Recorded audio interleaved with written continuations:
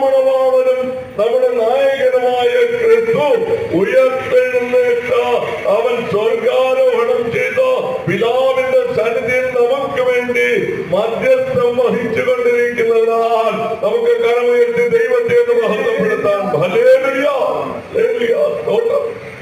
മൂന്നാമത് നമ്മൾ മനസ്സിലാക്കേണ്ട ഒരു കാര്യമുണ്ട്. കർത്താവ് ജീവിച്ചിരിക്കുമ്പോൾ നമ്മോട് പറഞ്ഞു, ഞാൻ പോയി ഞാൻ ആയിരിക്കുന്ന ഇടത്ത് നിങ്ങളെയും കൂട്ടിക്കൊണ്ട് ചെല്ലുവാൻ വാസസ്ഥലം ഒരുക്കുവാൻ പോകുന്നു.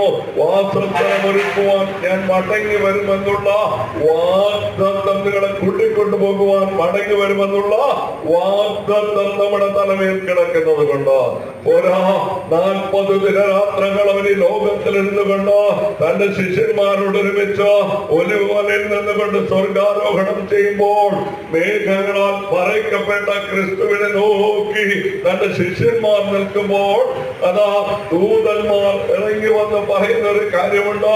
ഗലീല പുരുഷന്മാരെ, നിങ്ങൾ കണ്ടതുപോലെ തന്നെ ക്രിസ്തു മടങ്ങി വരുമെന്നുള്ള വാഗ്ദത്തം, ആ വാക്കുകൾ നമ്മുടെ തലമേൽ കിടക്കുന്നത് കൊണ്ട് നമ്മൾ ഇനി ലോകത്തിലുള്ളതല്ല ഉയരത്തിലുള്ളത് തന്നെ ചിന്തിക്കുന്ന വ്യക്തികളായി നമ്മൾ മാറണം.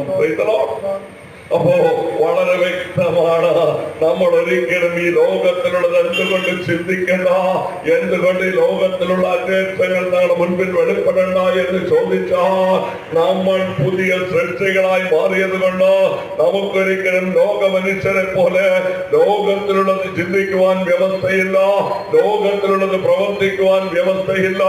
നമ്മുടെ ആത്മമണവാളനായ ക്രിസ്തു ഉയർത്തെഴുന്നേറ്റ അവൻ സ്വർഗാരോഹണം ചെയ്ത് പിതാവിന്റെ സന്നിധിയിൽ നമുക്ക് വേണ്ടി അവൻ സദാ മധ്യസ്ഥം വഹിച്ചുകൊണ്ടിരിക്കുന്നത് കൊണ്ട് നമുക്കൊരിക്കലും ഈ ലോകത്തിലേക്കുള്ള നഷ്ടപ്പെട്ടു പോകുന്ന, നശിച്ചു പോകുന്ന കാര്യങ്ങളെ കുറിച്ച് ചിന്തിക്കുവാനല്ല, ആത്മമണവാളനോടുകൂടെ അവന്റെ ഹിതം ചെയ്യുന്നവരായി മാറേണ്ടവരായത് കൊണ്ട് നമ്മൾ ഈ ലോകത്തിലുള്ളത് ചിന്തിക്കരുത്, ഈ ലോകത്തിലുള്ളത് അന്വേഷിക്കുന്നവരായി മാറരുത്.